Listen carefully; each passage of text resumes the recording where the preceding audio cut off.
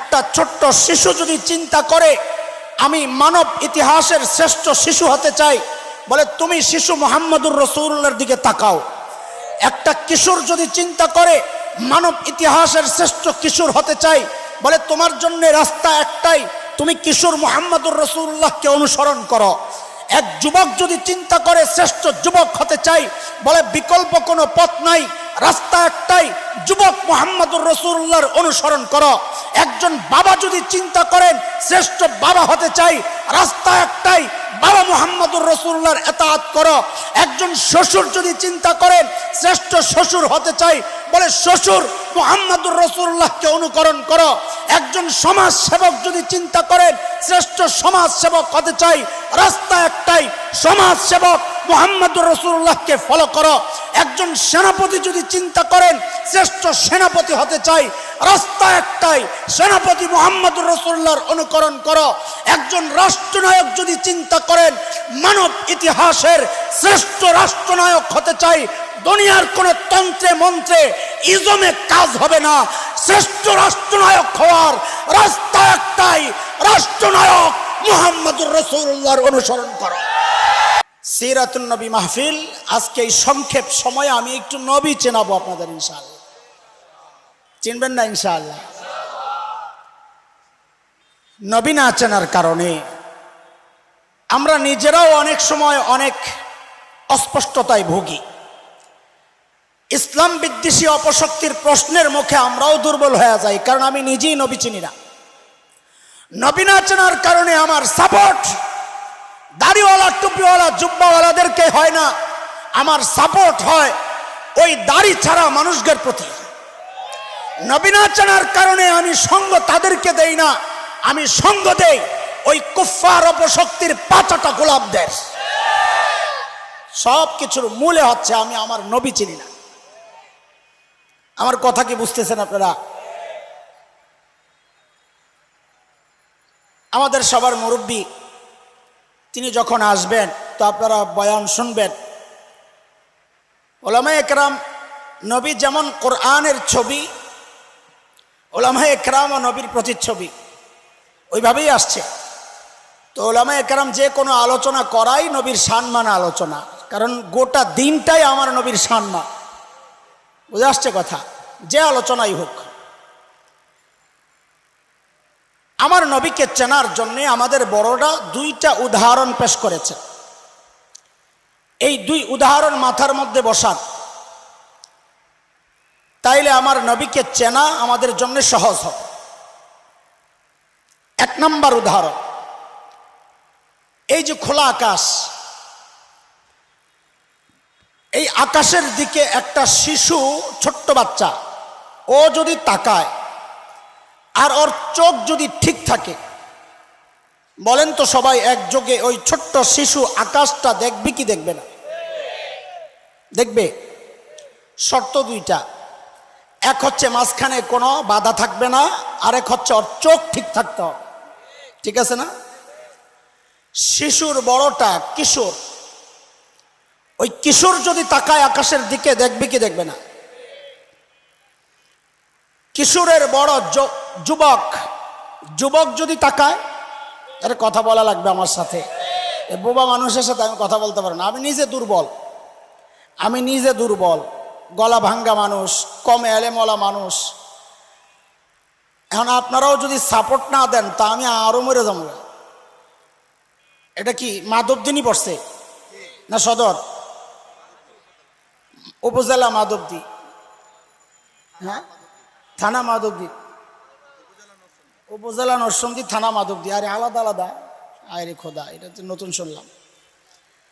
আপনাকে এই এলাকায় দৌড়ায় কি দিয়া, হাত দিয়া না পাও দিয়া? কোন আগে? হ্যাঁ, পাও দিয়া। ও তাইলে তো ঢাকার সাথে মিল আছে দেখা যায়।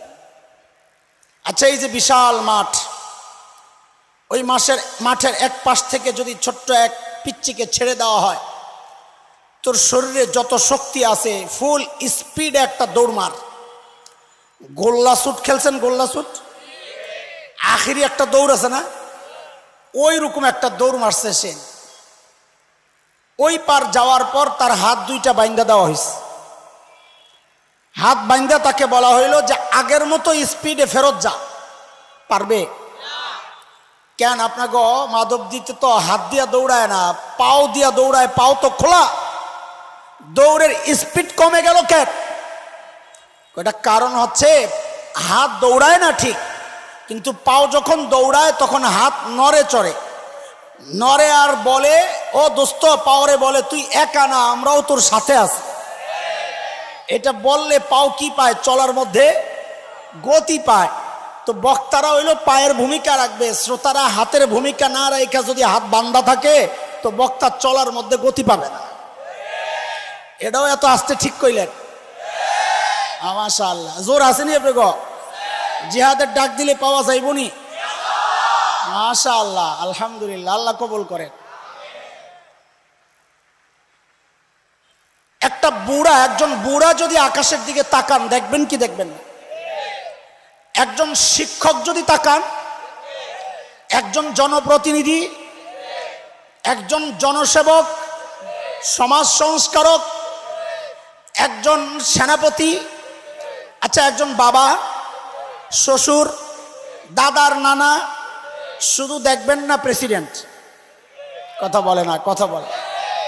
প্রেসিডেন্টও দেখবেন, শর্ত হইল চোখ ঠিক থাকতে হবে। আমার নবী আকাশের মতো, এই কথাটার মানে কি?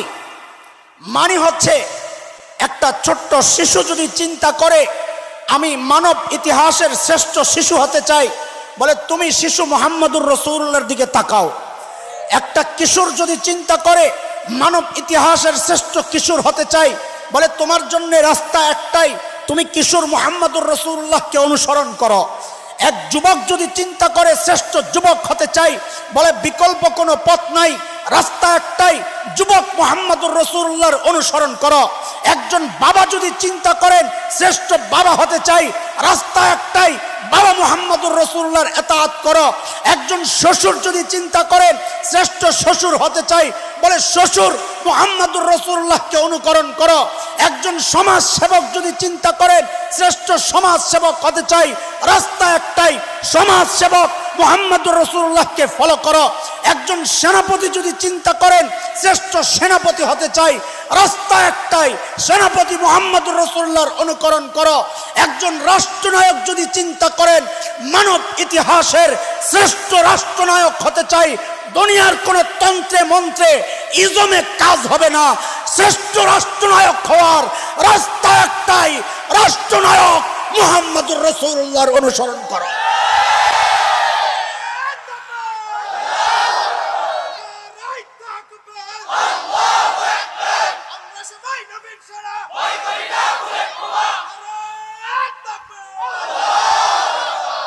নবী চিনতেছেন? আচ্ছা, চিনতে থাকে, খেয়াল করেন, খেয়াল করেন। আমি উদাহরণ দিব, উদাহরণগুলো বুঝার চেষ্টা করবেন। আমাদের বড়দের কথা এগুলা। দেখেন, আমি এক গোলাম, আমি নিজের কথা বলার চেষ্টা করি না। আমি সবসময় আমাদের বড়দের কথাগুলো পড়ে পড়ে আইনা নকল করে করে আপনাদেরকে শোনাই। নিজের কথা কেন বলি না? আমাদের অনেক ভাই আমাদেরকে খোঁচা দেন, আমরা আকাবির পূজা করি, খালি বাপদাদার কিস্সা কাহিনী কই। এটাকে আকাবির পূজা বলে না দোস্ত, এটাকে বলে বড়দের উপর আস্থা আর ভরসা। আমার বড়রা ভুল করতে পারেন, আমি বিশ্বাস করি, নবীরা ছাড়া সবাই ভুল করতে পারেন, আমার বড়রাও ভুল করতে পারেন, কিন্তু আমাদের বড়দের ভুল করার সম্ভাবনা আমার চেয়ে কম। এই জন্য আমি আমার কথা না বলে বড়দের কথাগুলো বলি।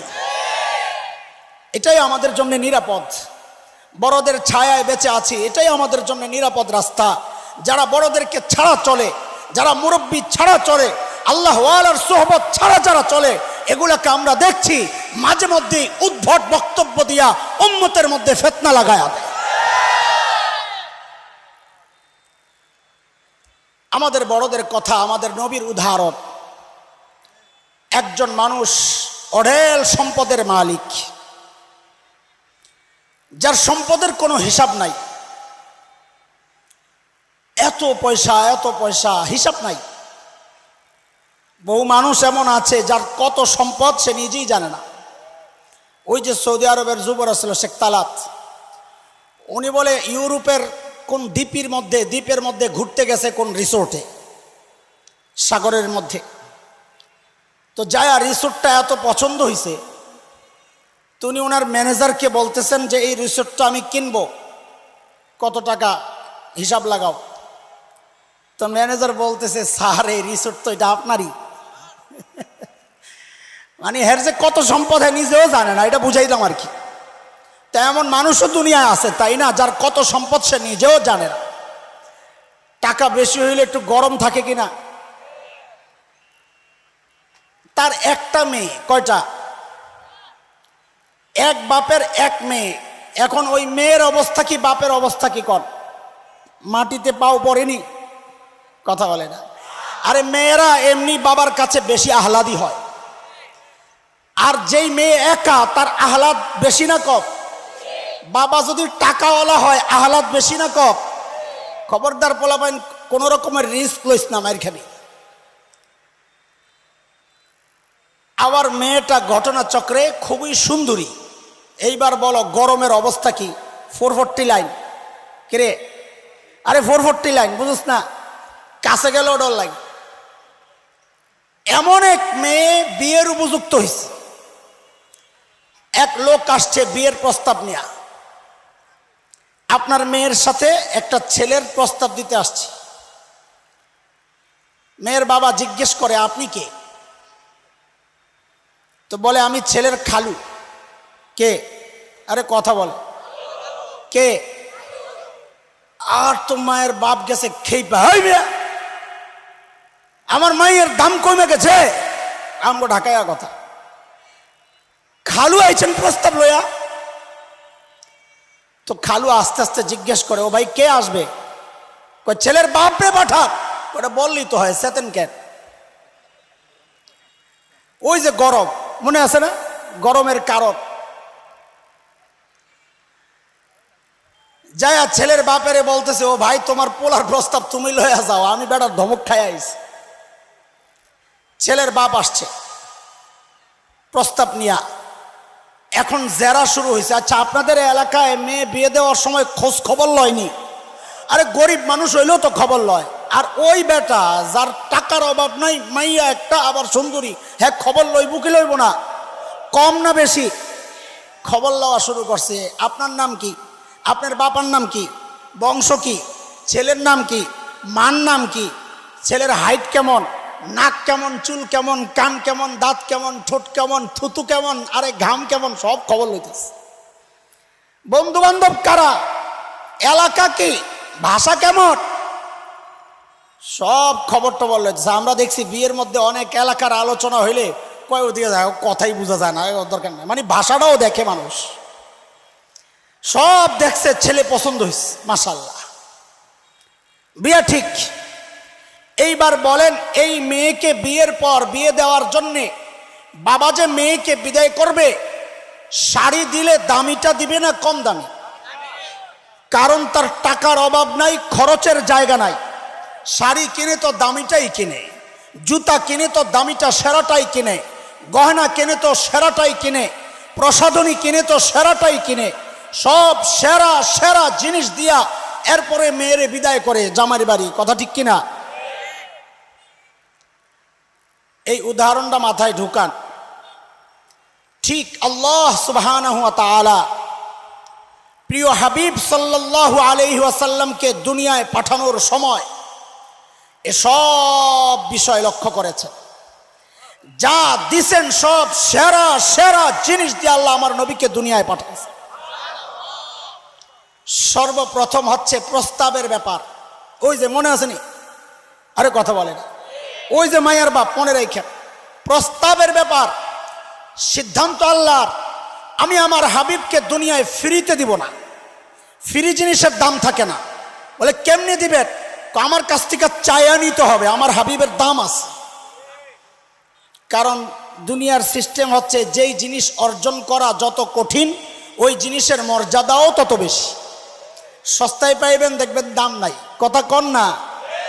হ্যাঁ, আল্লাহ তাআলারও সিদ্ধান্ত, আমি আমার হাবিবকে দুনিয়ায় ফ্রিতে পাঠাবো না, আমার হাবিবকে চাইয়া প্রস্তাব দিয়ে নিতে হবে। বলে প্রস্তাব কে দিবে? ছেলের বাপ। মনে আছে তো? প্রস্তাব কে দিবে? আমার হাবিবের আব্বা। প্রস্তাব আপনি দিলে আমি আমার হাবিবরে পাঠামো। বলে বাপকে? খলিল ইব্রাহিম। বলে না কথা। বাপকে? জাতির পিতাকে? মিল্লাতা আবিকুম ইব্রাহিম হুয়া সাম্মাকুমুল মুসলিমিন।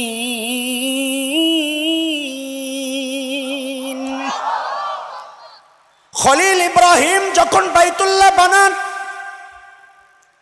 আল্লাহ খলিলের দিলের মধ্যে ওই কথা ঢেলে দিয়েছেন, খলিল এমন দামি একটা কাজ আপনি করেছেন, আমি আপনাকে এখন পুরস্কার দিতে চাই, আপনি কি নেবেন বলেন? খলিল চিন্তা করলেন, সারা জিন্দেগি চায়া চায়া পাইলাম জমজমওয়ালা, সুযোগ যেহেতু পায়া গেছি এইবার আর জমজমওয়ালা চাইব না, ছোট মোটো কিচ্ছু চাইব না। খলিল চায়া বসছেন আল্লাহর কাছে কাউসারওয়ালা। কথা আমার না, কথা কোরআনের। আমি একটু ঘুরাইয়া বলতেছি। খলিল হাত উঠাইছেন, রব্বানা ওয়াবআস ফীহিম রাসূলাম মিনহুম ইয়াতলু আলাইহিম আয়াতিক ওয়া ইউআল্লিমুহুমুল কিতাবা ওয়াল হিকমাতা ওয়া ইউযাক্কিহিম ইন্নাকা আনতাল আজিজুল হাকীম।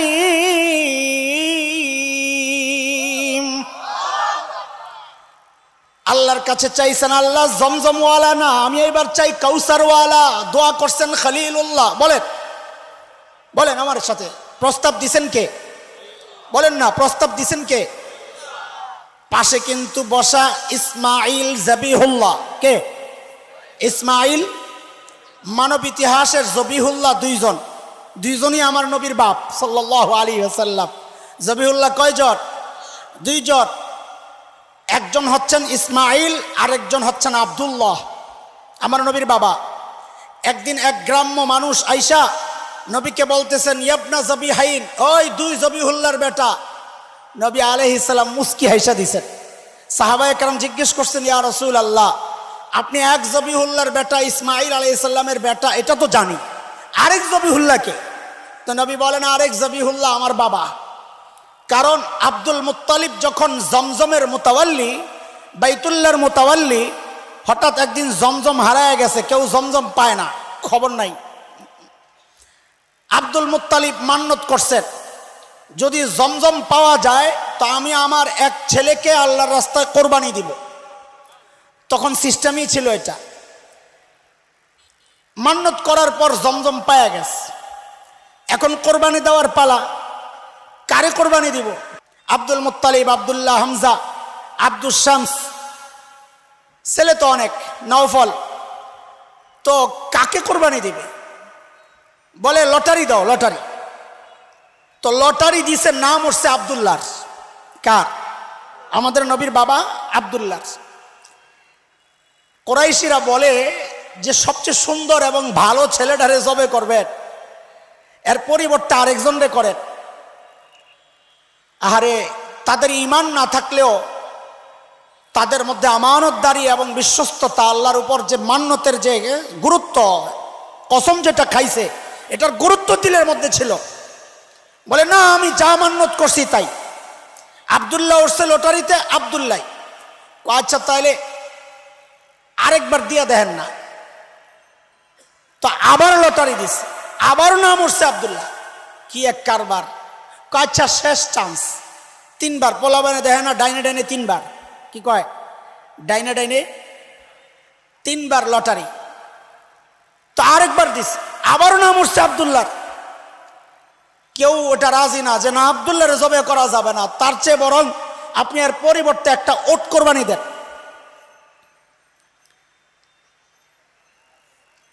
আব্দুল মুত্তালিব রাজি হইস, ঠিক আছে ওট লই আও। তো ওট আনছে, আইনা আবার দিছে কোরবানি, আবার দিছে লটারি। আব্দুল্লাহ না ওট, আবারও নাম উঠছে আব্দুল্লাহ। এখন কি করারে? ওট বাড়াইয়া দাও। কয়টা দেবো? 10টা। দিছে 10 ওট। আবার লটারি দেই, তো আবারও লটারি দিছে, আবারও লটারির মধ্যে 10 ওটের নাম ওঠে না, উঠছে আবারও আব্দুল্লাহ। এখন কি করা, কয় বাড়াও, দিছে 20 ওট, আবারও আব্দুল্লাহ 30, আবারও আব্দুল্লাহ 40, আবারও আব্দুল্লাহ 50, আবারও আব্দুল্লাহ 60, আবারও আব্দুল্লাহ 70, আবারও আব্দুল্লাহ 80, আবারও আব্দুল্লাহ 90, আবারও আব্দুল্লাহ 100। এইবার নাম উঠছে ওঠে। আল্লাহ তাআলা দেখায়া দিছেন আমার নবীর বাপরে এত সস্তায় বেচতে চাইছিল। আল্লাহু আকবার। দোয়া করছেন, প্রস্তাব পাঠাইছেন খলিলুল্লাহ, পাশে বসা জবিহুল্লাহ ইসমাঈল ওই দোয়ার সাথে আমিন বলে আল্লাহর কাছে দোয়ার মধ্যে সুপারিশ করে দিছেন, দরখাস্তের মধ্যে সুপারিশ করে দিছেন। এবার আমার সাথে মজা করে করে বলেন, নবীর মোহাব্বত দিলের মধ্যে লালন করে করে বলেন, প্রস্তাব পাঠাইছেন কে? খলিলুল্লাহ। আমি যা বলি তা বলেন, প্রস্তাব পাঠাইছেন কে? সুপারিশ করছেন কে? জবিহুল্লাহ। বলেন, আবার বলেন, প্রস্তাব পাঠাইলেন কে? সুপারিশ করছেন কে? যেই সচিবালয়ে বসে কারবার চলছে ওই সচিবালয়ের নাম হচ্ছে বাইতুল্লাহ। অফিসের নাম কি? অফিসের নাম কি? আবার মিলায়া বলেন, প্রস্তাব পাঠাইলেন কে? সুপারিশ করলেন কে? অফিসের নাম কি? আল্লাহর পক্ষ থেকে ঘোষণা, খলিলুল্লাহ প্রস্তাব করেছেন, জবিহুল্লাহ আমিন বলেছেন, বাইতুল্লাহে বসে বসে আমি আল্লাহ দোয়া কবুল করলাম, পাঠায়া দিলাম হাবিবুল্লাহ। জান নবী জান, আপনার আব্বা আপনারে চাইতেছে, জান দুনিয়ায়। রাখেন রাখেন, একটু অপেক্ষা, খেয়াল করেন খেয়াল করেন, একটু অপেক্ষা। নবী একটু অপেক্ষা। বলে কেন? আমি মজলিসটারে একটু গুছায়া লই, প্রধান বক্তা আসতে আটকায়া গেছে, আপনাকে ভুল কইরা মাধবদীর বাজারে দিয়া ঢুকছে, লাগছে জ্যাম। এদিক দিয়ে আয়োজকদের অবস্থা খারাপ। আগের যে বক্তা ওই বেচারা বয়ান করতে করতে শেষ, ঘামতে ঘামতে শেষ, বেড়া আলোচনার যে বিষয়বস্তু ঠিক করছিল ওইটাও শেষ। এখন আয়োজকরা কানে কানে কয়, হুজুর আরেকটু চালান, আরেকটু চালান। ভাই যত বড় বক্তা হোক, বয়ান ফিনিশিং টানলে এরপরে 10 মিনিট বয়ান করা অনেক কষ্ট, কারণ তখন এলোমেলো কথা বলতে হয়, লাইনের কথা থাকে না। আর পাবলিক ওইটা বুঝে যে এখন কথা চলতেছে এলোমেলো। তখন পাবলিক হয় 3 প্রকার। আর কয় প্রকার? শীতের ওয়াজ, শীতের ওয়াজ পাবলিক হয় 3 রকমের। এক রকমের পাবলিক কয় জায়গাটা গরম করছি, ওটার দরকার নাই, এই হলো এক শ্রেণী। আরেক শ্রেণী বলে প্রধান বক্তা আইব, আস্তে ধীরে বয়ান করব, অনেক সময় লাগবে, একটু পাকসাফ হয়ে আসি, একটু হালকা হয়ে আসি, পেশাব টেশাব করতে যায়। আরেকটা শ্রেণী আছে, দূরে যায় শয়তানের লেঞ্জা টানে। আসেনি রে পোলাপাট? হ্যাঁ, মাহফিলটা একটু এলোমেলো হয়ে গেছে। এর মধ্যেই প্রধান বক্তা আয়োজকদের একজনরে ফোন দিছে, ভাই আমি ইয়া পার হয়ে গেছি, আলহামদুলিল্লাহ ফায়ার সার্ভিস পার হয়ে আপনাকে গলিতে ঢুকে গেছি। বেচারা আয়োজক আহারে কি টেনশন, দৌড়াই আইছে। আয়া যিনি সঞ্চালক মাহফিল পরিচালনা করেন এর বলতেছে তাড়াতাড়ি একটা ঘোষণা দেন, হুজুর আয়া পড়ছে। তা আয়োজক তাড়াতাড়ি মাইক লইয়া, ওই যে কে বয়ান করতেছে না করতেছে ঠিক নাই, মাইকটা লইয়া কয় লিল্লাহি তাকবীর, আল্লাহু আকবার, প্রধান বক্তার আগমন, শুভেচ্ছা স্বাগত। এগুলা কেন কয়? মাহফিলটার একটু জমানোর জন্য। এলোমেলো মাহফিলকে কি করার জন্যে? কথা বলতেছে না, মজা পাবো না, কিন্তু কথা কই আমার জাংটা বেরিয়ে যাইতেছে। একবার ডিম খায় আর কয় তোরও মজা লাগে না। মুরগি পাশের থেকে কয় মিয়া পারার সময় আমার জাংটা বার হয়ে গেছে, তোমার মজা লাগে না। তো কথা তো কর। আল্লাহ তাআলা যখন দেখলেন মাহফিল এলোমেলো, আল্লাহ প্রধান বক্তা প্রিয় হাবিব মুহাম্মদুর রাসূলুল্লাহ সাল্লাল্লাহু আলাইহি ওয়াসাল্লামকে পাঠানোর সময় আটকাইছেন। হাবিব একটু অপেক্ষা করেন। বলে কেন? বলে আমি ওই যে ঘোষককে দিয়ে একটু ঘোষণা দেওয়া দেই যে প্রধান বক্তা আসতেছে। ঘোষণা কে দিবেন? আল্লাহ নবী ঈসাকে দাঁড় করাইলেন, ও নবী ঈসা ঘোষণা আপনি দিয়ে দেন। নবী ঈসা ঘোষণা দিলেন। সূরা সফ, আমি সব কোরআনের কথাই বলতেছি, একটু ঘুরাইয়া ঘুরাইয়া। সূরা সফ আয়াত 6, নবী ঈসার ঘোষণা আল্লাহ আমাদেরকে জানায়া দিয়েছেন। নবী ঈসা ঘোষণা দিলেন, ওয়াইয ক্বালা ঈসা ইবনু মারইয়াম ইয়া বানি ইসরাঈল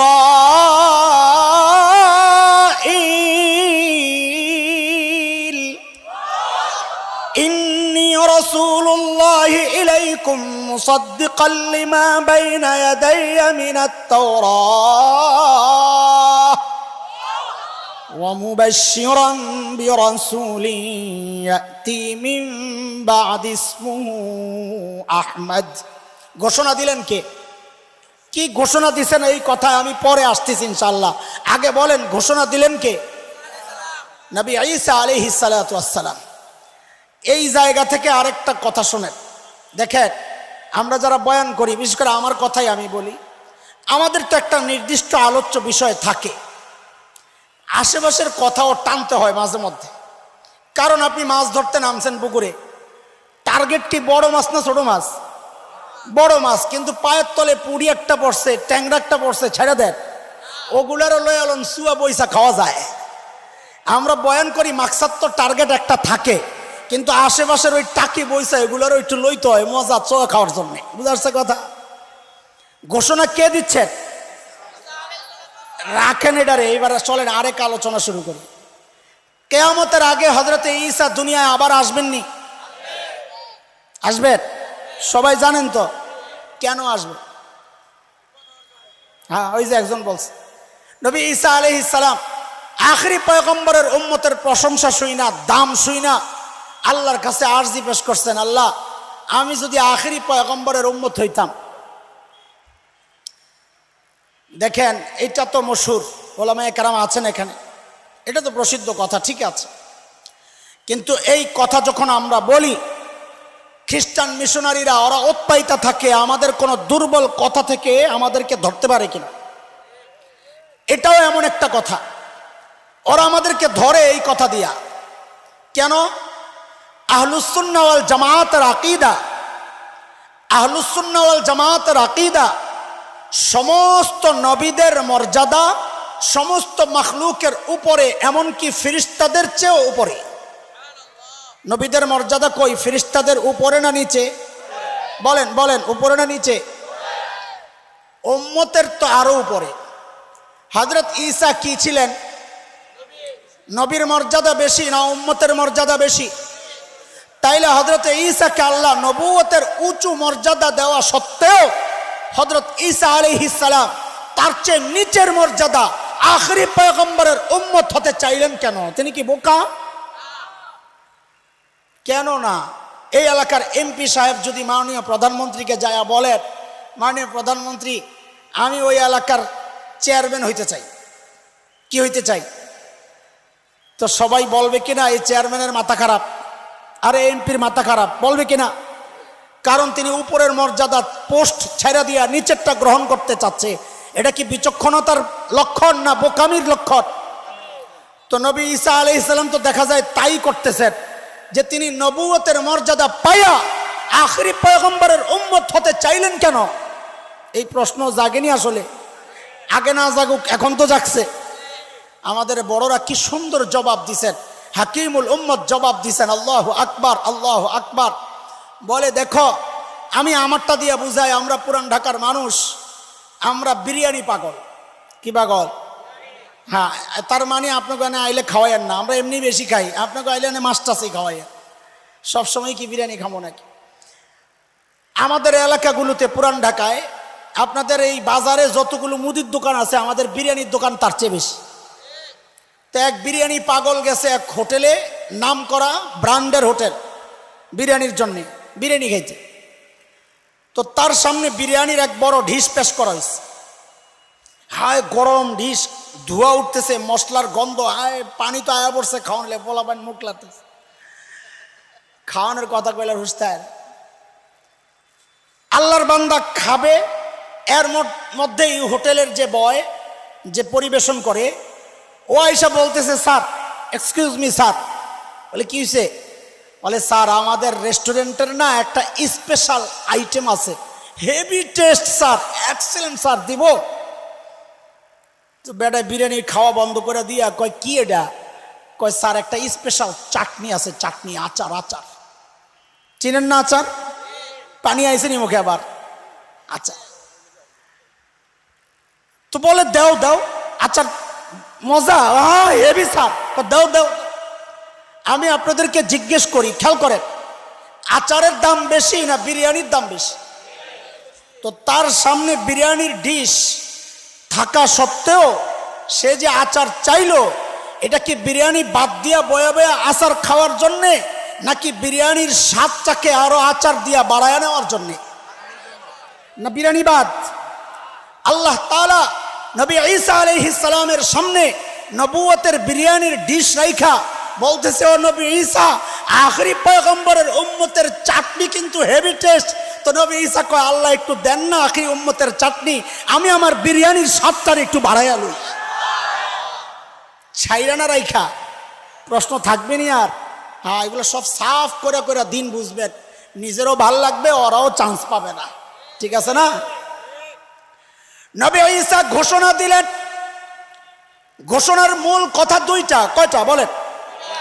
এক নম্বর, ও বনি ইসরাইল, ও আমার কথা তো রয়ে গেছে, আসল কথা এটা তো আপনাদের কাছে মশহুর। নবী ঈসা এই জন্য আসবেন, আখেরি পয়গম্বরের উম্মত হওয়ার জন্য আসবেন।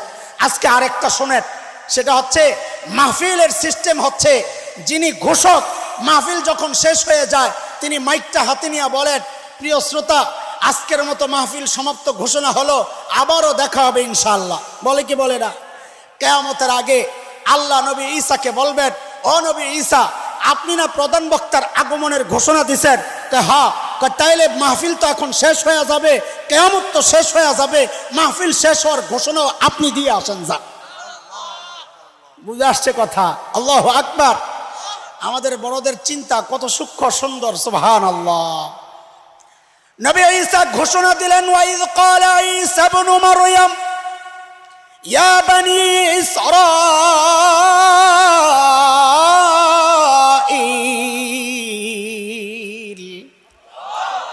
ইন্নী রাসূলুল্লাহি ইলাইকুম মুসাদ্দিকাল লিমা বাইনা ইয়াদাইয়া মিনাত তাওরাহ। নবী ঈসার এক নম্বর ঘোষণা, ও বনি ইসরাইল, আল্লাহ আমাকে তোমাদের রসুল বানায়া পাঠাইছেন। এই কথাটা আমার সাথে সাথে আপনারা সবাই বলেন, বলেন, ও বনি ইসরাইল, আল্লাহ আমাকে তোমাদের রসুল বানায়া পাঠাইছেন।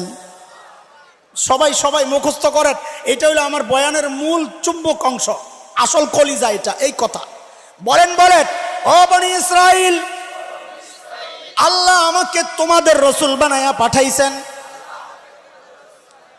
আমার আলোচনার অনেক দূর যাইয়া, যদি সুযোগ থাকে আর কি, আয়োজকরা সেই পর্যন্ত যদি আমার সময় দেয়, তাহলে ওই জায়গায় যাইয়া আমি এই কথাটা জিজ্ঞেস করব, যে পিছনে একটা কথা রাইখে আসছি, ওইটারে এবার দেন আপনারা, মনে থাকবে? দিবেন তো?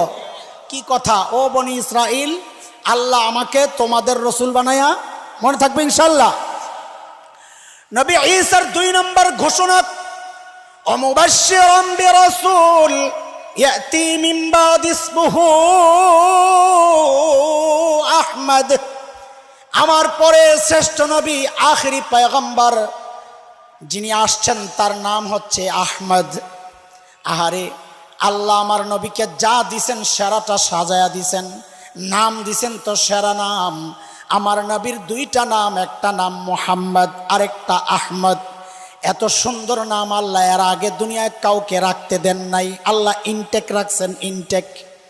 দেখেন খেয়াল কইরা, হযরতে ঈসার জমানায় নাম তো প্রকাশ পাওয়া গেছে, ফাঁস হয়ে গেছে, কিন্তু আল্লাহ কোনো মানুষের দিলের মধ্যে এটা জাগতে দেন নাই যে এই নামটা আমি আমার সন্তানের নাম রাখবো। কেন? আল্লাহ আমার হাবিবের নামটারে ইনটেক রাখছেন, কাউরে রাখতে দেন নাই। একটু বুঝেন আপনারা। ছোটবেলায় এই খাসলত আপনাকে আসলো কিনা জানি না, ঈদের সময় আব্বা যখন জামা কিনা দিতেন, জুতা কিনা দিতেন, এগুলারে আলমারিতে লুকায় রাখতাম। মহল্লার বন্ধু বান্ধব জিজ্ঞেস করতো, ঈদের জামা কাপড় কিনছস? হক কিনছি। দেখাবি না? কি দেখাও না? ঈদের দিন বাইর করুম। কবে? নাইলে আমার ঈদ নষ্ট হয়ে যাব। করছেন নি এই কাম? আল্লাহ তাআলা আমার নবীর নাম ফাঁস হয়েছে, নাম হবে আহমদ, কিন্তু কেউ রাখেন নাই, আল্লাহ রাখতে দেন নাই। কেন? আমার নাম, নবীর নাম ইনটেক থাকবে, আগে আমার নবীর নাম হবে, তারপরে দুনিয়ার মানুষ রাখবে। নামও কি চমৎকার!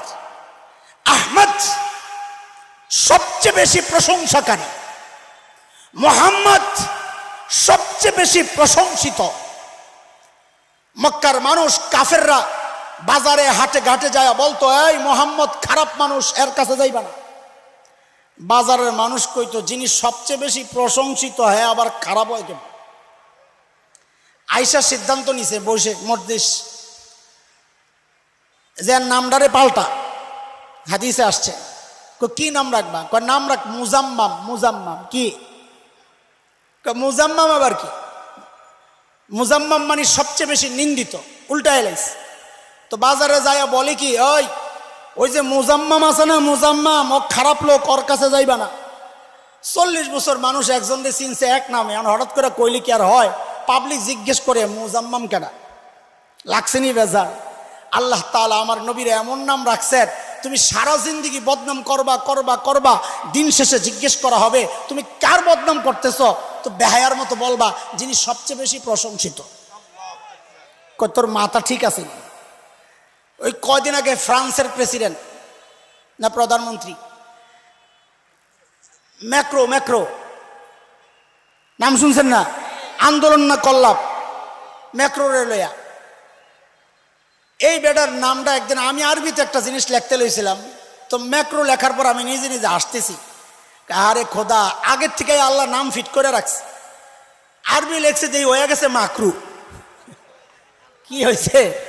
আরে কথা বলে না, দেখছেন নি? আল্লাহ আগের থেকেই যেন নবীর দুশ্মনের নাম ফিট করে রাখছে, তুই মাকরু মাকরু। আল্লাহু আকবার, আজিব নাম। আল্লাহ যা দিছেন তো সেরা জিনিস দিয়েই সাজাইছেন। চোখ দিছেন তো সেরা চোখ, দাঁত দিছেন তো সেরা দাঁত, থুতু দিছেন তো সেরা থুতু, আরে বন্ধু দিছেন তো আবু বকরের মতো শ্রেষ্ঠ বন্ধু, ঘাম দিছেন তো সেরা ঘাম। আমার আপনার ঘামের দুর্গন্ধে ধারে কাছে কেউ বসতে পারে না। আর আমার নবীর ঘাম সাহাবায়ে কেরাম বোতলে সংগ্রহ করে রাখতেন, কোনো প্রোগ্রামের মধ্যে আস্তে একটু লাগায়া দিতেন, গোটা মজলিসটা সুঘ্রাণে মৌ মৌ করত। কবি হাসান ইবনে সাবিত নবীর চেহারার দিকে তাকায়া তাকায়া কবিতা লিখতেছে, ও আহসানু মিনকা লাম তারা কাত্তু আইনি ওয়া আজমালু মিনকা লাম তালিদিন নিসা খুলিকতা মুবাররাআম মিন কুল্লি আইবিন কাআন্নাকা ক্বাদ খুলিকতা কামা তাশা। ওগো আল্লাহর হাবিব, আপনার চেয়ে সুন্দর এই চোখ কোনোদিন কাউকে দেখে নাই, আপনার চেয়ে সুন্দর কোনো মা কাউকে জন্ম দেন নাই। নবী গো, আপনার দিকে তাকালে মনে হয় আল্লাহ আপনাকে আসমান থেকে ত্রুটি মুক্ত করে আপনার চাওয়া অনুযায়ী পাঠায়া দিছেন। আম্মা জান আয়েশা রাদিয়াল্লাহু তাআলা আনহা বলেন, মিশরের মেয়েরা নবী ইউসুফের সৌন্দর্যে পাগল হইয়া হাতের ছুরিগুলা দিয়া হাত কেটেছিল। কোরআনের বর্ণনা সূরা ইউসুফ, ওয়া কাত্তা'না আইদিয়াহুন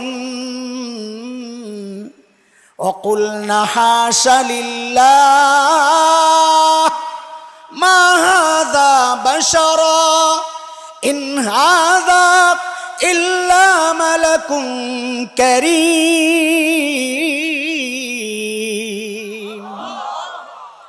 হাত কাটে খবর নাই, হাত কাটে। ইউসুফ আলাইহিস সালামের তাকায়া, ওই খেয়াল কর যুবক, যুবক ও যুবক, খেয়াল কর খেয়াল কর। ইউসুফ আলাইহিস সালামের দিকে তাকায়া হাত কাটে খবর নাই। কয়টা মানুষ না মানুষ না, মানুষ আবার এত সুন্দর হয় নাকি? এটা সম্মানিত ফেরেশতা। খেয়াল কর খেয়াল কর। এইটা বলার জন্য আমি এই পর্যন্ত আসি না, আমার আরেকটা ধান্দা আছে। এই যে মেয়েরা ইউসুফ আলাইহিস সালামের দিকে তাকাইছে, এই তাকানো বৈধ না অবৈধ? কথা কয় অবৈধ। অবৈধ দৃষ্টি পড়ছে, হাত কাটতেছে খবর নাই, পাগল হয়ে হাত কাটতেছে খবর নাই। এটারে এই পর্যন্ত রাগ কথা। চল আরেক জায়গায় যাই। যুদ্ধের ময়দানে শহীদ, কান কাটা, চোখ উপড়ানো, নাকটা কাটা, কলিজা ফাইরা টুকরা টুকরা, হাত একটা পরে রয়েছে ওই মাথায়, পাও একটা ওই মাথায়। ও কিরে ভাই, ব্যথা পায় না? ব্যথা পায় না? ব্যথা পাইব কেমনে? মিশরের মেয়েরা এক পক্ষ তাকাইছে। কয় পক্ষ? ইউসুফ আলাইহিস সালাম কি করেন নাই? ইউসুফ আলাইহিস সালাম তাকান নাই, কারণ কোন নবী কোনো গুনাহ করেন নাই, কোন নবী জীবনে কোনো গুনাহ, কাজী হযরত ইউসুফ আলাইহিস সালাম কি করেন নাই? তাকান নাই। আল্লাহ তাআলা সূরা ইউসুফ আয়াত 23 আল্লাহ বলেছেন, কাযালিকা লিনাসরিফা আনহুস সুআ ওয়াল ফাহশা, আমি নবী ইউসুফকে অন্যায় অশ্লীল কাজ থেকে ওইভাবে বাঁচায়া দিছি। কাজী ইউসুফ আলাইহিস সালাম কোনো গুনাহ তাকাইছে। কয় পক্ষ? কয় পক্ষ? এক পক্ষ তাকাইয়া হাত কাটতেছে, খবর নাই। কয় শহীদরা ব্যথা পায় না? বলে পাইব কেমনে? শহীদের যখন কাটাকাটি চলতেছে তখন শহীদের জন্য আল্লাহ জান্নাত দেখায়া দিছেন। জান্নাতের হুররা ওর দিকে তাকায়া রইছে, ওই হুরদের দিকে তাকায়া রইছে, আল্লাহ শাহজিম থেকে তাকায়া রইছে। আরে ব্যথা পাবে কোত্থেকা? অত হাসতে হাসতে জান্নাতে জায়গা, ব্যথা পাবে কোত্থেকা? আল্লাহু আকবার, আল্লাহু আকবার। আম্মা জান আয়েশা বলেন, মিশরের মেয়েরা নবী ইউসুফের দেখা হাত কাটে, তাদের খবর নাই ইউসুফের সৌন্দর্যে পাগল হইয়া হাত কাটছে। মিশরের মেয়েরা যদি আমার হাবিবকে দেখতো তো তারা হাতের ছুরিগুলা দিয়া হাত না কাইটা তারা নিজেদের কলিজাগুলা টুকরা টুকরা করে ফেলতো। মিশরের মেয়েরা তো দূরের কথা, আমি তো বলি 1400 বছর পর আল্লাহর নবীর কিছু পাগলা আশেক এখনো দুনিয়ায় আছে, যারা নবীর জন্যে নিজেদের কল্লাগুলা সব সময় দিতে প্রস্তুত। কথা কও প্রস্তুত কিনা? আমরা সব কিছুর সাথে আপোষ করতে পারি, দ্বীনি বিষয়ে কোনো আপোষ নাই। এই জায়গায় আমরা বড় কঠিন। আমাদের স্পষ্ট কথা, আমাদের বিবি বিধবা হবে কোনো পরোয়া নাই, সন্তান ইয়াতীম হবে কোনো পরোয়া নাই, শরীর থেকে মাথা আলাদা হবে কোনো পরোয়া নাই, কিন্তু আল্লাহর জমিনে আল্লাহর নবীর দুশমনকে ছাড় দেওয়া হবে না।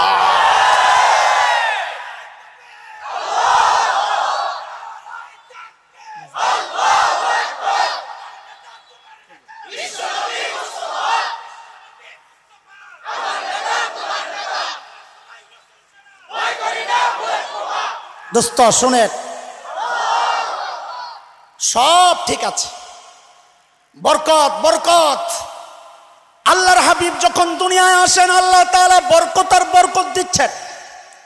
হযরতে আমিনা বলেন, আমার পেটে আমার কলিজার টুকরা, আমি যখন জমজমের কিনারে যাই জমজমের পানিগুলো আস্তে উপরে উঠা যায়। মক্কার মেয়েরা, কুরাইশি মেয়েরা বলে, আমি না বোন একটু অপেক্ষা করো, তুমি থাকতে থাকতে আমরা একটু পানিটা উঠায়া লই। বরকত আর বরকত। হযরতে হালিমাতুস সাদিয়া রাদিয়াল্লাহু আনহা বলেন, আমি যখন তায়েফ থেকে রওনা দিই মক্কার উদ্দেশ্যে, ছেলে ভাড়া নিবে, বাচ্চা ভাড়া নিবে পালার জন্য, পয়সার বিনিময়ে। তায়েফ পরিবেশ সুন্দর, সেজন্য। হযরত হালিমা বলেন, আমরা গরিব মানুষ, বাহন দুর্বল, আমাদের আগে আগে সবাই মক্কায় চলে গেছে, বেছে বেছে ধনী ঘরের ছেলেগুলা বাচ্চাগুলা আগে আগে নিয়ে নিছে, পয়সা বেশি পাবে। আমি আমার স্বামী যখন মক্কায় ঢুকি শুনি কোনো বাচ্চা নাই নেওয়ার মতো, শুধু একটা বাচ্চা আছে, ওই বাচ্চাকে আনতে কেউ যায় নাই। কেন? বাচ্চা এতিম, পয়সা দেওয়ার কেউ নাই। হযরত হালিমা বলেন, আমি আমার স্বামীকে বললাম, খালি হাতে যাওয়ার চেয়ে চলো ওই এতিম বাচ্চাটারে লইয়া লই। আসলে কপাল খুলছে। আসলে কি? হযরত হালিমা বলেন, আমি যখন আমিনার ঘরে ঢুকলাম, আরে আমার কলিজার টুকরা, তার চেহারার দিকে তাকায় চোখ ফিরাইতে পারি না। আহারে আল্লাহ কি সুন্দর চাঁদের মতো বানাইছে। আমি দৌড়ায়া যায় যখন বুকে জড়ায়া নেই, আমার কাছে মনে হইল আমার এই কলিজার টুকরা আমারে জড়ায়া ধরছে আর ছাড়তে রাজি না। আমার স্বামীকে বললাম, বড় কিছু পাইয়া গেছি মনে হয়, এই নিয়ামত হাতছাড়া করা যাবে না, পয়সা লাগবে না। স্বামী বলেন, চলো, কোনো সমস্যা নাই। আল্লাহু আকবার। হযরতে হালিমা বলেন, আমরা যখন তায়েফের উদ্দেশ্যে রওনা দিলাম, বাহনটা দুর্বল ছিল, আমার স্বামী আগে বসছে, আমি আমার কলিজার টুকরার পিছনে নিয়ে বসছি। যেই না আমার স্বামী বাহনের মধ্যে উঠছে, অমনি বাহনটা ধপাস করে বসে পড়ছে। আমি অবাক হয়ে গেলাম, বাহন তো এত দুর্বল না যে এই বাচ্চার ভারে বৈশা যাবে। দুর্বল, এত দুর্বল তো তাইফ থেকে আসছে না।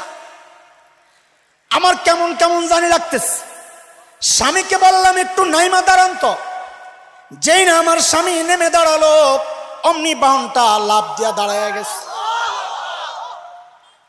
আমার স্বামীকে আমি আবার বললাম আপনি আবার একটু বসেন তো। আমার স্বামী আবার সামনে বসলেন। যেই না সামনে বসছেন অমনি বাহনটা আবার বসে গেছে। আমি যা বুঝার বুঝে গেলাম। আমার স্বামীকে বললাম আপনি সামনে না বইসা একটু পেছনে যায়া বসেন।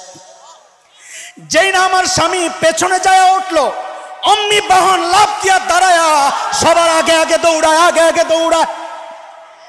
তাইফের মেয়েরা জিজ্ঞেস করে, হালিমা এই বাহন রে তুমি কি খাওয়াইলা, হঠাৎ এই শক্তি কোত্থেকে পাইলো?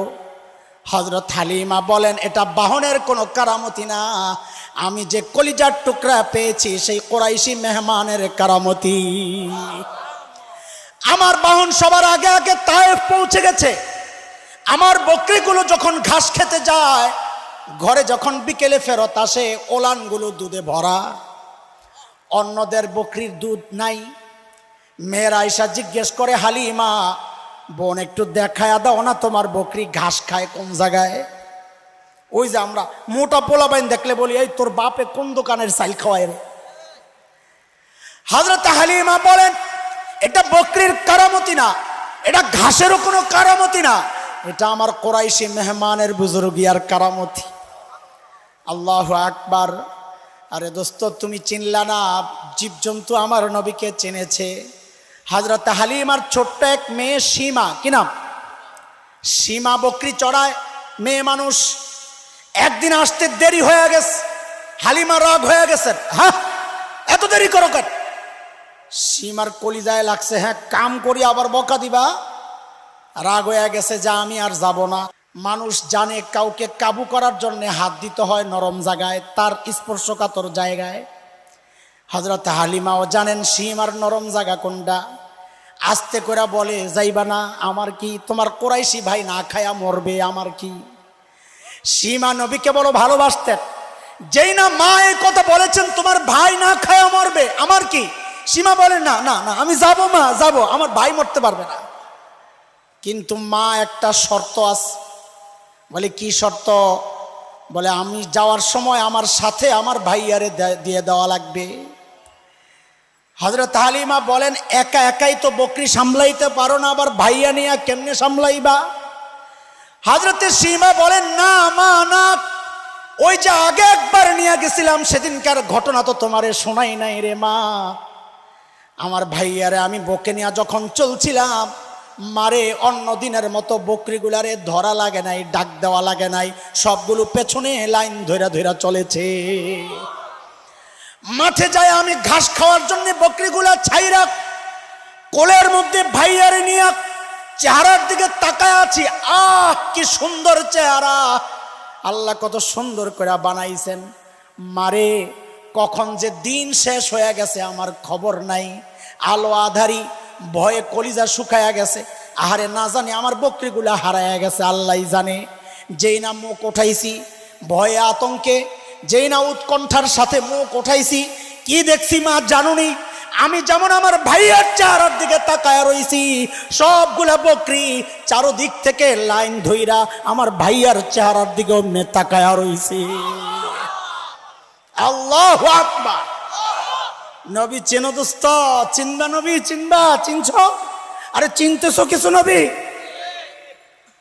এইবার একটু ভিন্ন দিকে যাব। এতক্ষণ আলোচনার ঢং ছিল একরকম, এখন যাব আরেক দিকে। কারণ কি, এতক্ষণ এরকম জ্ঞান চলছে, এটা আমার একটা স্টাইল। বাচ্চাদেরকে হসপিটালে নিলে ডাক্তার যদি মনে করে এর ইঞ্জেকশন পুশ করা লাগবে, ডাইরেক্ট ঢুকায়া দেয় না, ওরা হাতে একটা চকলেট দেয়, খা রে বাবা খা। একটা খেলনা দেয়, ও ব্যস্ত থাক। ওদিক দিয়ে ডাক্তার আস্তে আস্তে ইঞ্জেকশন ফিট করে, ঠিক করে। যেই দেখে ওই মোটামুটি ব্যস্ত, তো আস্তে ডাক দিয়ে দেখে আব্বু আব্বু দেখে এই পিঁপড়ার কামড় খাইছো কখনো, আস্তে করে ঢুকায়া দেয়, ঠিক নেই? এতক্ষণ তোম করে চকলেট খাওয়াইছি, চকলেট যেন আমার সাথে একটা সম্পর্ক তৈরি হয়। এইবার ইঞ্জেকশন শুরু হবে ইনশাআল্লাহ। বুঝে আসছে নি কথা কিছু?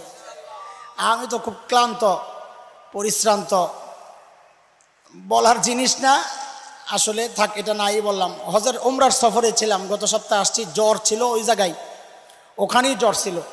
ওই জ্বর নিয়ে দেশে আসছে যে ভিতরে ভিতরে জ্বর রয়ে গেছে, এখন খুব ক্লান্ত। আল্লাহ, কথাগুলো বুঝতেছেন আপনারা? এই যে এতক্ষণ যা বললাম, বুঝছেন? আল্লাহ আমার নবীকে যা দিছেন তো সব সেরা সেরা জিনিস দিয়া সাজায়া পাঠাইছে, এতটুকু বুঝছেন? এইবার একটা প্রশ্ন আসে, সেটা হচ্ছে, হুজুর সব ঠিক আছে বুঝলাম, আপনার আগের উদাহরণের লগে একটা জিনিস মিলে না। কি মিলে না রে ভাই? ওই যে ধনী বাবা, মনে আছে নি? আচ্ছা, ধনী বাবা মেয়েকে এমন জায়গায় বিয়ে দিবে যেই জামাইয়ের বাড়ি ঘর নাই, কথা কয় না? ধনী বাবা, আর গরিব বাবাই তো দেয় না, ধনী বাবা দিবে? তো আল্লাহ তাআলা আমার নবীকে যখন দুনিয়ায় পাঠাইছেন, সব সেরা সেরা জিনিস দিয়েই তো পাঠাইছেন, মানলাম। কিন্তু আল্লাহ তাআলা দুনিয়ার সবচাইতে সুন্দর জায়গা সুইজারল্যান্ড, ওখানে কেন পাঠাইলেন না? সবচেয়ে সুন্দর জায়গা কাশ্মীর, যাকে ভূস্বর্গ বলা হয়, দুনিয়ার জান্নাত, ওখানে কেন পাঠাইলেন না? না পাঠাইয়া পাঠাইলেন কোথায়? জাজিরাতুল আরবে, কোরআনে যার সূরা ইব্রাহিমের মধ্যে যার পরিচয় আসছে, ওয়াদিন গায়রি জি যারা, বৃক্ষলতাহীন, জলশূন্য, বালুকাময় জায়গা, খাওয়া নাই, ফল নাই, ফসল নাই, গাছালি নাই, পানি নাই, পাহাড় পর্বত, মরু বালু, এমন তপ্ত জায়গায়, এমন অনুর্বর জায়গায়, অস্বাস্থ্যকর জায়গায় আল্লাহ আমার নবীকে কেন পাঠাই? প্রশ্ন জাগে। এই কথা না বললে তো কথা যাবে না। প্রশ্ন জাগে আপনাদের?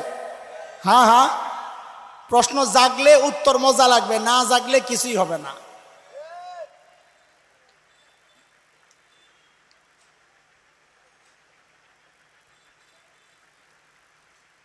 আলহামদুলিল্লাহ। আল্লাহ আল্লাহ আমার নবীকে কই পাঠাইছেন? আমি যেই শব্দ বলি এই শব্দ কিছুক্ষণ বলেন, পরে আবার ঘুরেন।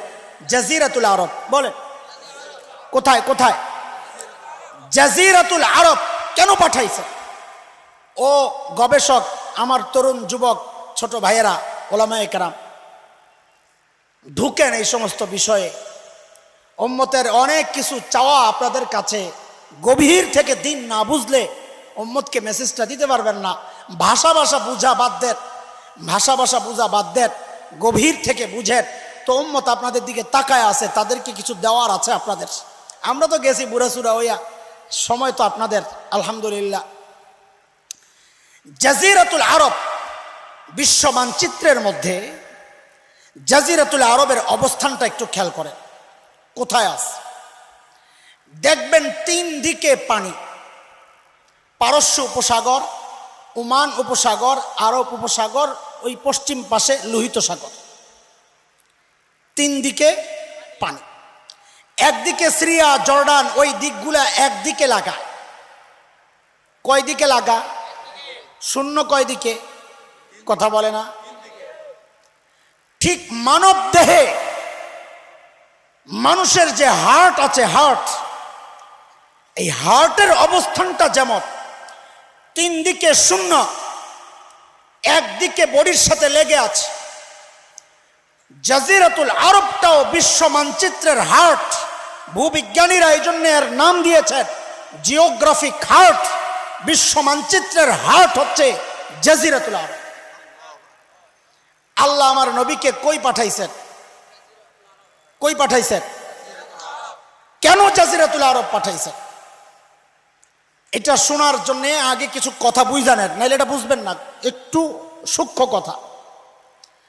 আমার নবী দুনিয়ায় আসার আগে যত দার্শনিক ছিল দুনিয়ায়, গ্রিক দর্শন, রোমান দর্শন, ইরাক, ব্যাবিলন, মিশরি, প্রাচীন যত দর্শন ছিল, সমস্ত দার্শনিকদের বক্তব্য ছিল মানুষকে নিয়ন্ত্রণ করে তার ব্রেন। কে কে? সর্বপ্রথম গোটা দার্শনিকদের বিরুদ্ধে দাঁড়ায়া উম্মি নবী ঘোষণা দিলেন, ও দুনিয়ার মানুষ, মানুষকে তার ব্রেন নিয়ন্ত্রণ করে না, মানুষকে নিয়ন্ত্রণ করে তার হার্ট। কে? আলহামদুলিল্লাহ, আজকের চিকিৎসা বিজ্ঞানীরা স্বীকার করতে বাধ্য হয়েছে যে হ্যাঁ, মানুষের মূল নিয়ন্ত্রণ ব্রেন করে না, হার্ট করে। ব্রেন ফেল করলে মানুষ বাঁচে, হার্ট ফেল করলে আর বাঁচে। নবী ঘোষণা দিলেন, আলা ইন্না ফিল জাসাদি মুদগাহ ইযা সলুহাত সলুহাল জাসাদু কুল্লু ওয়া ইযা ফাসাদাত ফাসাদাল জাসাদু কুল্লু আলা ওয়া হিয়াল কলব। এরে আমার উম্মত, মানব দেহের মধ্যে একটা গোশতের টুকরা আছে, ওই গোশতের টুকরাটা যদি ঠিক হয়ে যায় গোটা বডি ঠিক হয়ে যাবে। ওই গোশতের টুকরায় পচন ধরলে গোটা বডি শেষ। সব পীর বুজুর্গরা এই হাদিস দিয়ে ওয়াজ করে নাও, পীর সাহেবদের ওয়াজ নিয়ে হাদিস, কলব ঠিক করার হাদিস, কলব ঠিক করার হাদিস। পীর সাহেব ওয়াজ না এটা? হ্যাঁ ঠিক আছে, কিন্তু আমি এই হাদিস কাজে লাগাইতেছি আরেক জায়গায়, সেটা বুঝেন। আল্লাহ তাআলা আমার নবীকে জাজিরাতুল আরব হার্টে কেন পাঠাইছেন? কারণ হচ্ছে আমার নবী হচ্ছেন একমাত্র বিশ্ব নবী। বলেন একমাত্র, বলেন আমার নবী হচ্ছেন একমাত্র গোটা দুনিয়ার নবী। বিশ্ব নবীর কি ব্যাখ্যা এটা আমি পরে দিব ইনশাআল্লাহ, যদি সময় থাকে।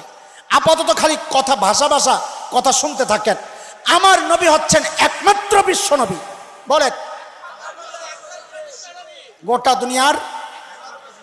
আল্লাহ তাআলা আমার নবীকে যেহেতু গোটা দুনিয়ার নবী বানাইছেন, এই জন্য আমার নবীকে আল্লাহ দুনিয়ার হার্টের মধ্যে জাজিরাতুল আরবে পাঠাইছেন। কেন? নবী আপনি হার্টের মধ্যে মেহনত করেন, হার্ট যদি ঠিক হয়ে যায় গোটা দুনিয়ার বডি ঠিক হয়ে যায়। এর চরম বাস্তবতা হচ্ছে আজকের দুনিয়ায় আরব বিশ্বের মুসলমানদের ঈমান আকীদা আমলে পচন ধরেছে, মস্তিষ্কে পচন ধরেছে, যার কারণে দাওয়াত ও তাবলীগের মেহনত নিষিদ্ধ হয়, গান বাজনা ওপেন হয়।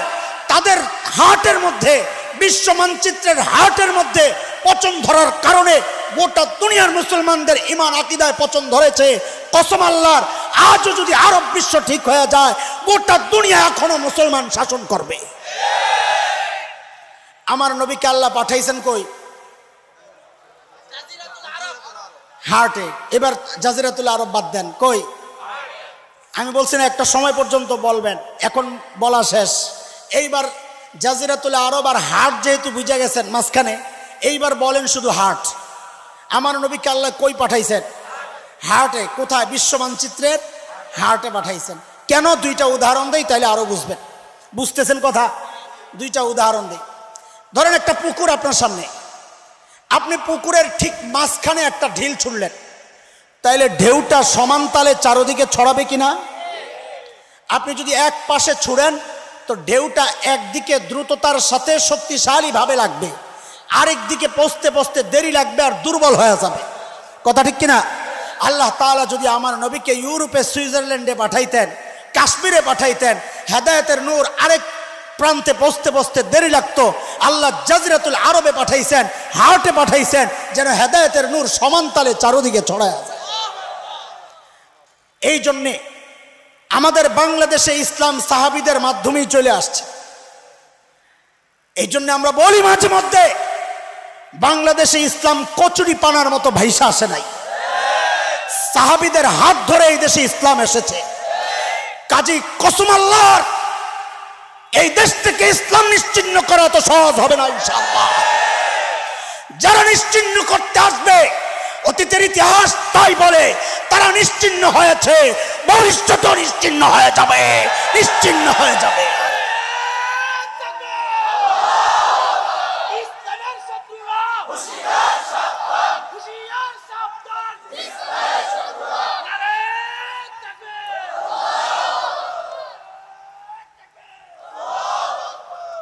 আরেকটা উদাহরণ শুন, তারপর আমি আমার মূল ইনজেকশনে যাব ইনশাআল্লাহ। আমাদের একজন প্রবীণ মুফাসসির ছিলেন আল্লামা আব্দুল গফফার রহমাতুল্লাহি আলাইহি। কেউ মুরব্বীরা নাম মনে আসেনি?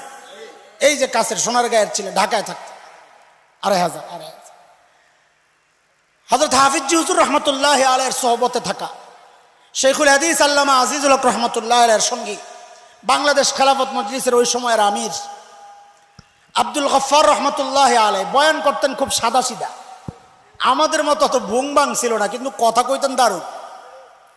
তো হজরতের একটা গল্প আমি এই জায়গায় উদাহরণ হিসাবে পেশ করতেছি।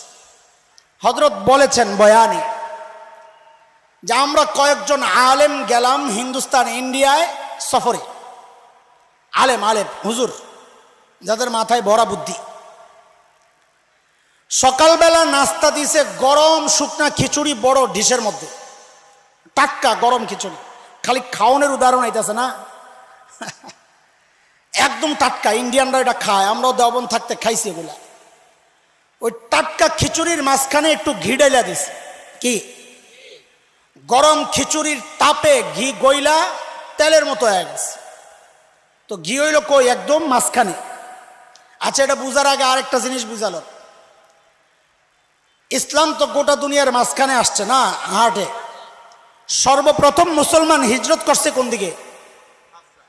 হাবশা, আবিসিনিয়া।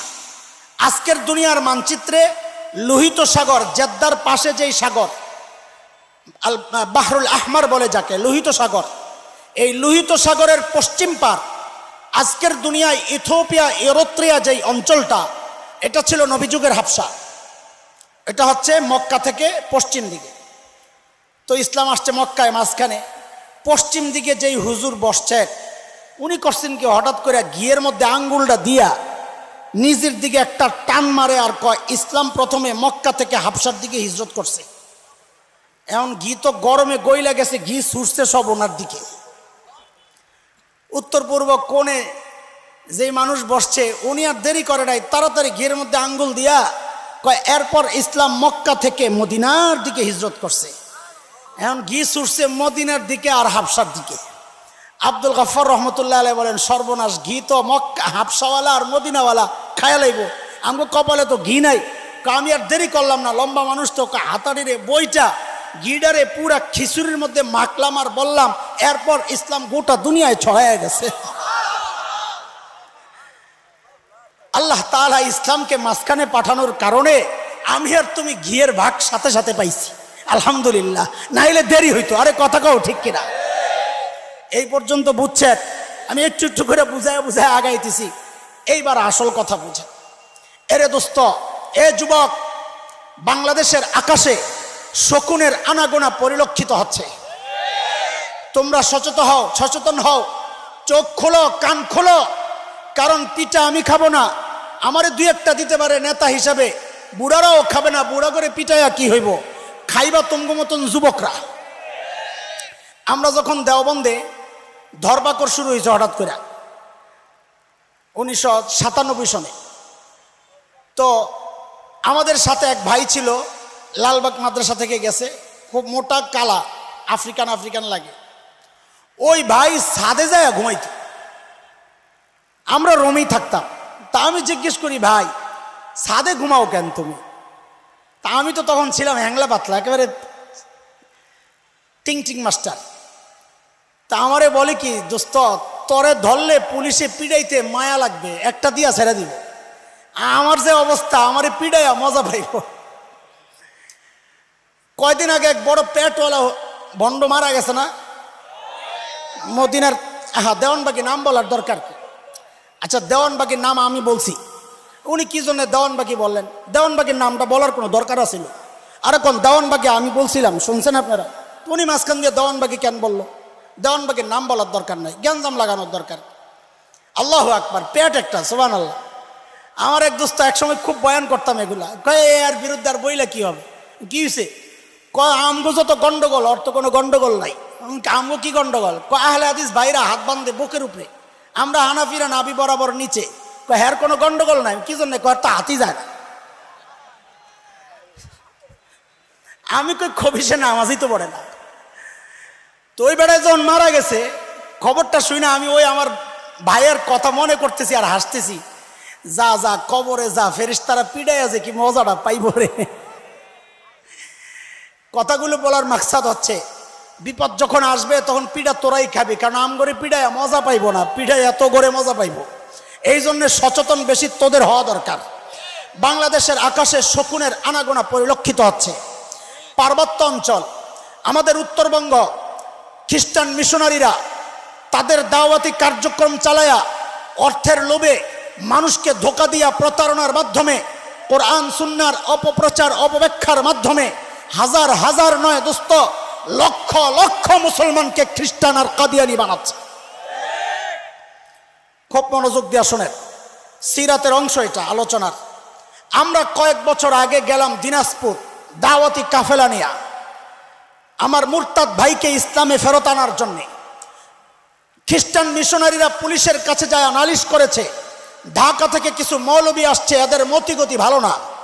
পুলিশ আমাদেরকে ডাকাইছে, ভাই আপনারা কারা, কি চান? তা আমি তো তখন এত মোড়া ছিলাম না, খায়া খায়া মোড়া হয়েছি, তখন তো ছিলাম চিকট, দেখতে একদম নিরীহ মানুষ। বলি যে ভাই আমি নিরীহ মানুষ, দাওয়াত দিতে আসছি, মারামারি কেমনে করুম, আমারই ফিডে একটা দিলে আমি নিজেই মরে যাব। তখন পুলিশ আমাদেরকে একটা প্রশ্ন করেছে।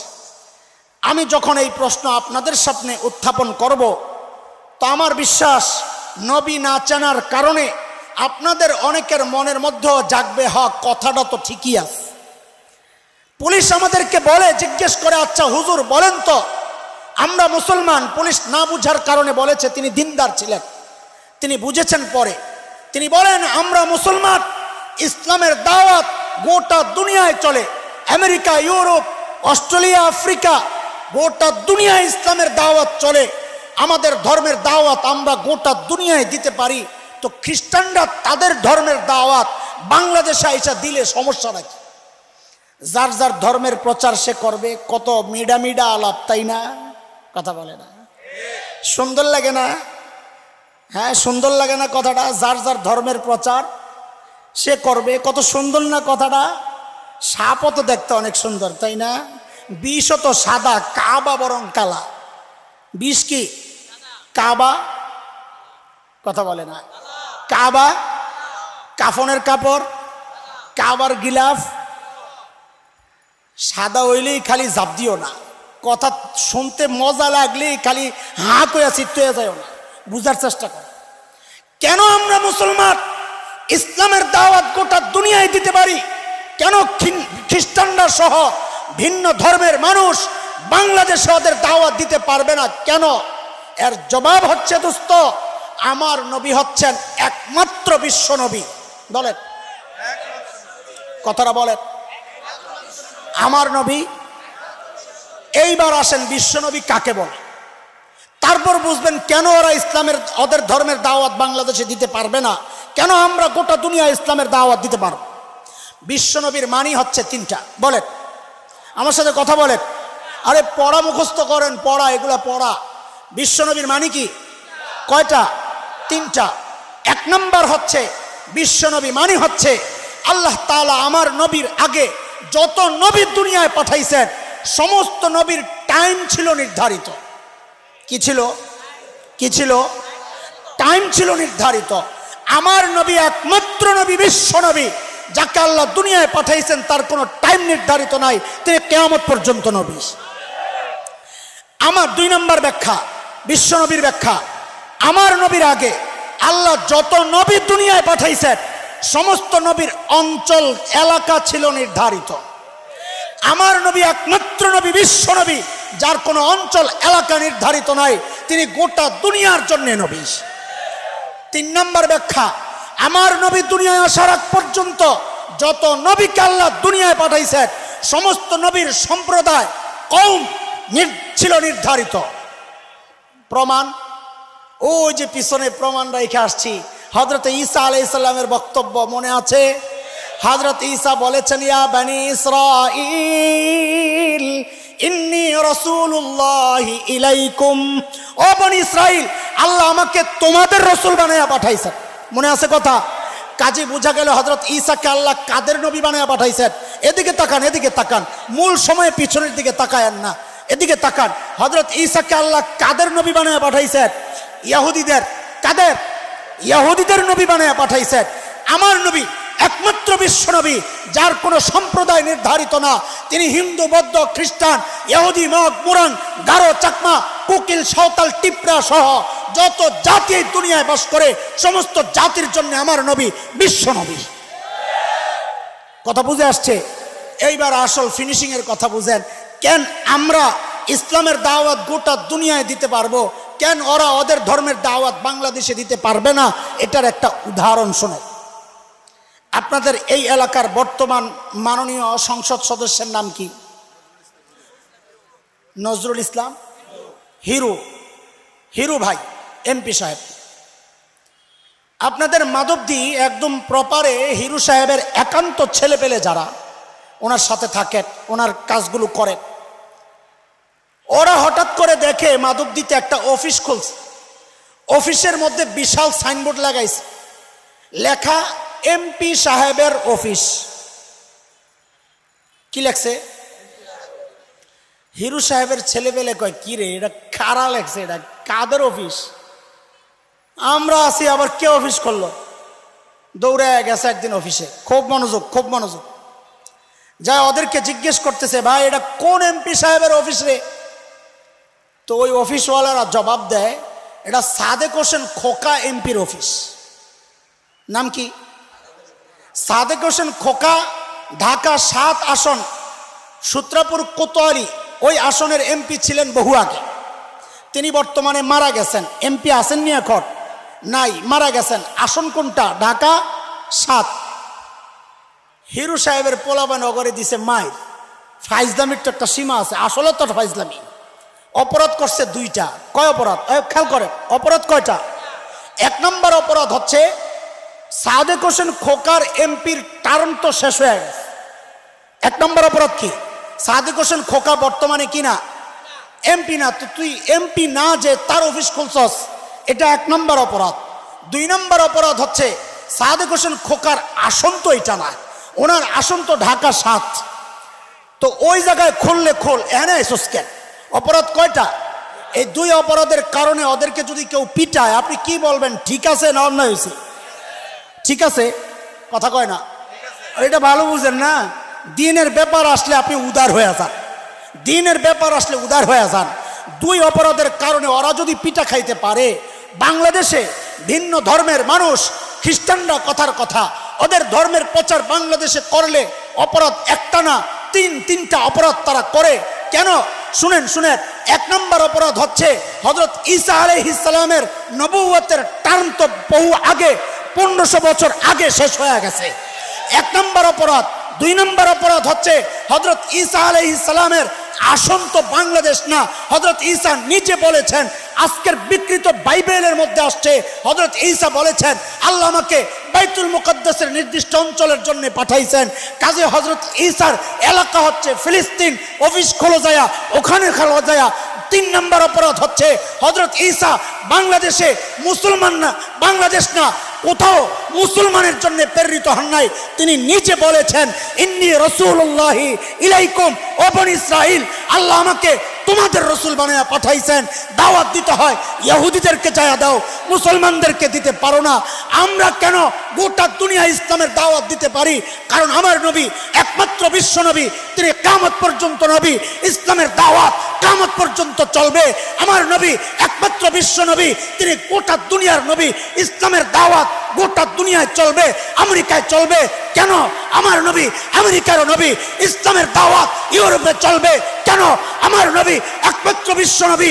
ইসলামের দাওয়াত ইউরোপে চলবে, আফ্রিকায় চলবে, গোটা দুনিয়ায় চলবে, সব সম্প্রদায়ের কাছে চলবে, কিয়ামত পর্যন্ত চলবে। অন্য কোনো ধর্মের প্রচার চলতে পারে না, চলতে দেব না, চলতে দেব না। নারে তাকবীর, নারে তাকবীর। আমার নবী তোমার নবী, বিশ্ব নবী মুস্তাফা।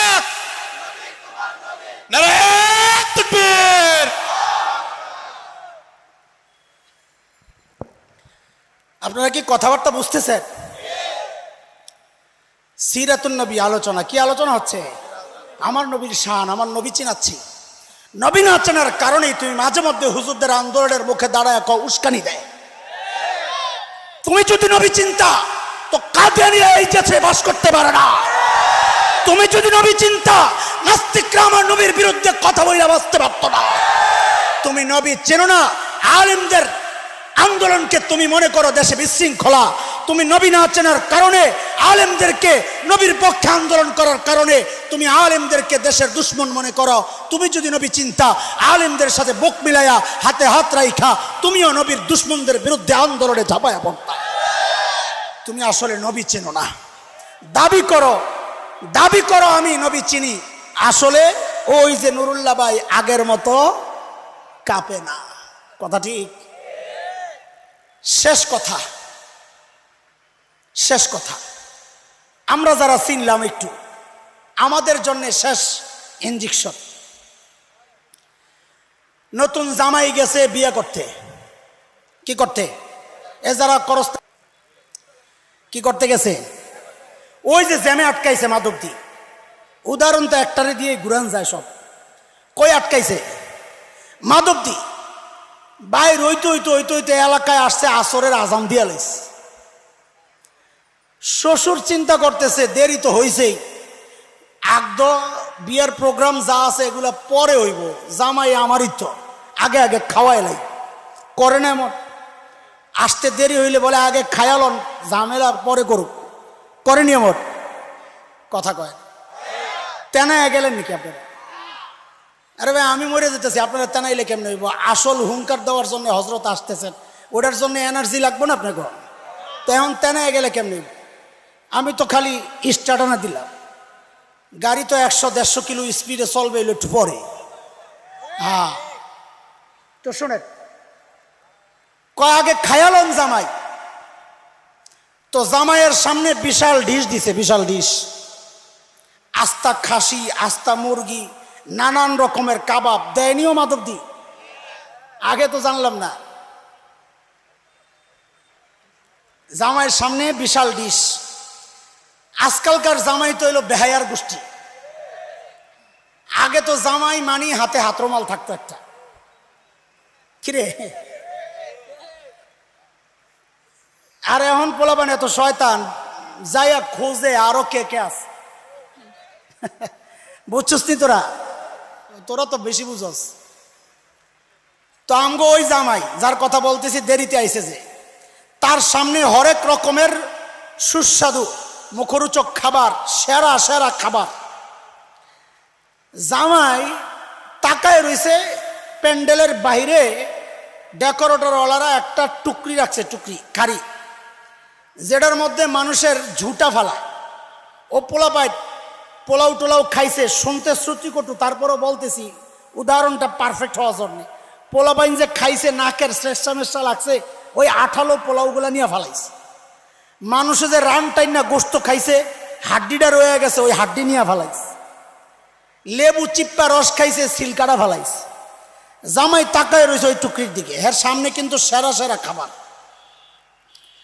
কিছুক্ষণ পর মর্দ লাভ দিয়া উঠছে, ওইটা ওখানে গেছে ওই টুকরির সামনে, যায়া ওখানে যায়া গর্বের সাথে আসন মাইরা বসছে। বৈশা ওইখান থেকে হাড্ডি একটা লইছে, গোস্ত তো নাই। ওই যে নাকের শ্লেষ্টা লাগানো পোলাও, ওডিরে মুখ দিছে, আর হাড্ডিরে দেয় একটা সাবান। লেবুর রস তো নাই, সিলকাটার দেয় একটা কামড়। এমনি চলতেছে। বসছে হইল জামাই নিজের আসন ছাইরা, কুত্তার আসন। বুঝেন নাই কথা? জামাইয়ের আসন ছাইরা জামাই বসছে কার আসনে? ওই টুকরির সামনের আসনটা কার? আরে কথা কয় না, কার? জামাই নিজের আসন ছাইরা যায়া বসছে কার আসনে? এই ভালো ভালো দামি খাবার ছাইরা খাইতে গেছে ওইটা। শ্বশুর মিয়া ঘর থেকে বাইরে এই দৃশ্য দেখা কয়, আল্লাহ এই কি অবস্থা! এদি পাগল। ঘটকরে ডাক দিছে, ভাই সাহেব এদিকে আয়। ভিতরে নিয়ে আসতে যায়া দিছে একটা বাড়ানি, যে আমার এই বিয়ার সব খরচ দিয়া এরপরে যাবি, বিয়ে তোরে দেবো। আচ্ছা আপনারা কর, এই পোলার কাছে আপনারা দিবেননি কারো মেয়ে বোন বিয়া? কারণ সে কি সুস্থ না পাগল? এই কথাটা একজনও বাদ রাখবেন না, সবাই বলেন সে সুস্থ না পাগল। দুই একজন বাদ রয়েছেননি, তাহলে আবার সবাই একসাথে বলেন এই জামাই সুস্থ না পাগল? পাগল। তো বোঝা গেল আমাদের এই মজলিসও 2-4 জন পাগল আছে। কেন? এই যে এতক্ষণ বয়ান করলাম, আল্লাহ তাআলা আমার নবীকে সব সেরা সেরা জিনিস দিয়া সাজায়া পাঠাইছেন তোমার সামনে। মুহাম্মদুর রাসূলুল্লাহ সাল্লাল্লাহু আলাইহি ওয়াসাল্লামের সেরা সেরা আখলাক আর চরিত্র আল্লাহ রাখছেন, সেরা সুন্নতার আদর্শ রাখছেন। ওরই তোমার ভাল লাগে না?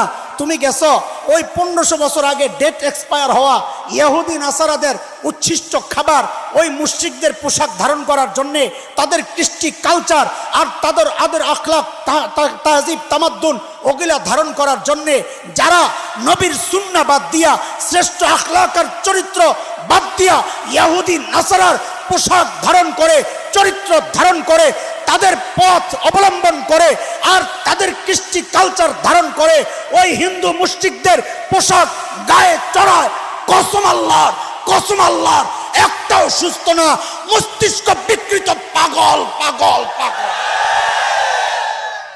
কথা ঠিক? কথা কন, কথা ঠিক? পাগল থাকবেন না সুস্থ হবেন? আল্লাহ তাআলা আমাদের সবাইকে সুস্থ জীবন দান করেন।